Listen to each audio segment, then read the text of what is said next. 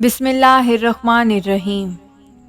خواتین و حضرات، انفو ود ربیہ میں خوش آمدید۔ ناظرین اکرام، خانہ کعبہ یا بیت اللہ مسجد حرام کے وسط میں واقع ایک عمارت ہے جو مسلمانوں کا قبلہ ہے۔ اس کی طرف رخ کر کے مسلمان عبادت کیا کرتے ہیں اور یہ دین اسلام کا مقدس ترین مقام ہے۔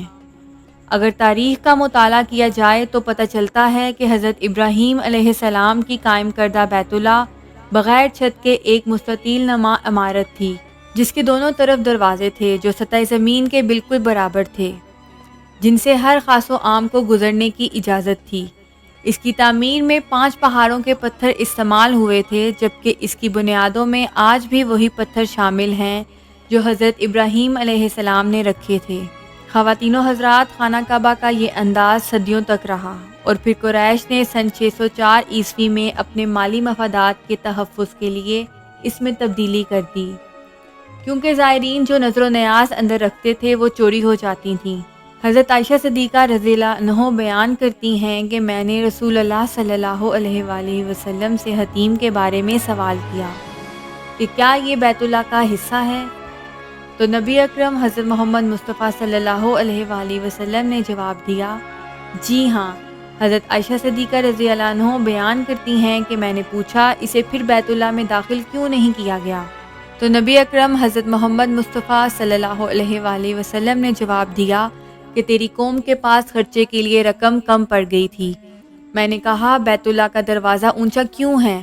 حضرت محمد مصطفیٰ صلی اللہ علیہ وآلہ وسلم نے جواب دیا، تیری قوم نے اسے اونچا رکھا تاکہ وہ جسے چاہیں بیت اللہ میں داخل کریں اور جسے چاہیں داخل نہ ہونے دیں، اور اگر تیری قوم نئی مسلمان نہ ہوتی اور ان کے دل اس بات کو تسلیم کرنے سے انکار نہ کرتے تو میں حتیم کو بیت اللہ میں شامل کر دیتا اور دروازہ زمین کے برابر کر دیتا۔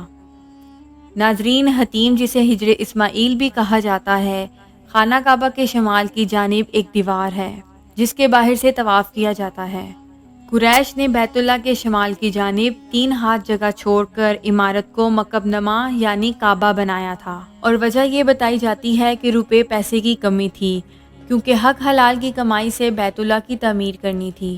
اس کے بعد مغربی دروازہ بند کر دیا گیا، جبکہ مشرقی دروازے کو زمین سے اتنا اونچا کر دیا گیا کہ صرف خاص لوگ ہی قریش کی اجازت سے اندر جا سکیں۔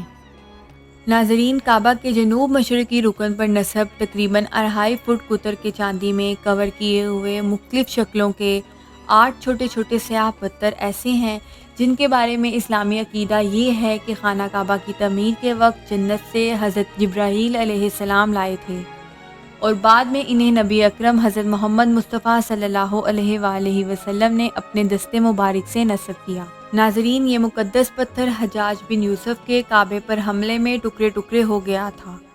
ان ٹکڑوں کو بعد میں چاندی میں کور کر کے یہاں نصب کیا گیا، اور آج خانہ کعبہ کا طواف بھی حجر اسود سے شروع ہوتا ہے، اور ہر چکر پر ممکن ہو تو حجر اسود کو بوسہ دینا چاہیے، ورنہ دور سے ہی ہاتھ کے اشارے سے بوسہ دیا جا سکتا ہے۔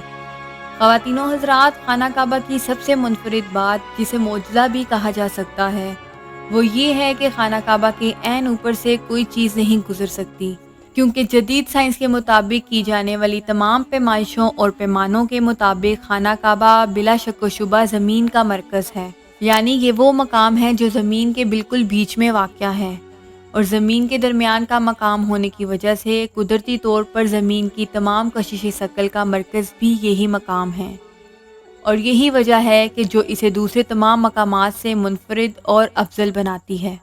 ناظرین اکرام، زمین کی کشش ثقل کا مرکز ہونے کی وجہ سے یہاں شدید مقناطیسی کشش پائی جاتی ہے۔ یہی وجہ ہے کہ یہاں کسی چیز کا پرواز کرنا ناممکن ہے۔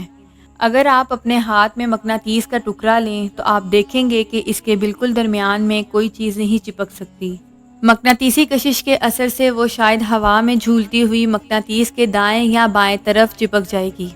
بالکل یہی فارمولا خانہ کعبہ کے اوپر بھی لاگو ہوتا ہے۔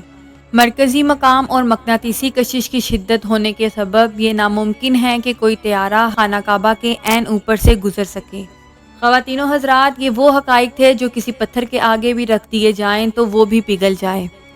اللہ تعالیٰ نے ہر جگہ ہمارے لیے نشانیاں رکھی ہیں کہ ہم اس پر غور کریں اور ایمان لائیں۔ اللہ تعالیٰ ہمیں خانہ کعبہ کا طواف کرنے کی توفیق عطا کرے۔ اسی دعا کے ساتھ آج کی اس ویڈیو کا اختتام ہوتا ہے۔ ایک نئے ٹاپک اور ایک نئی ویڈیو کے ساتھ حاضر ہوں گے۔ اللہ تعالیٰ آپ کا حامی و ناصر ہو۔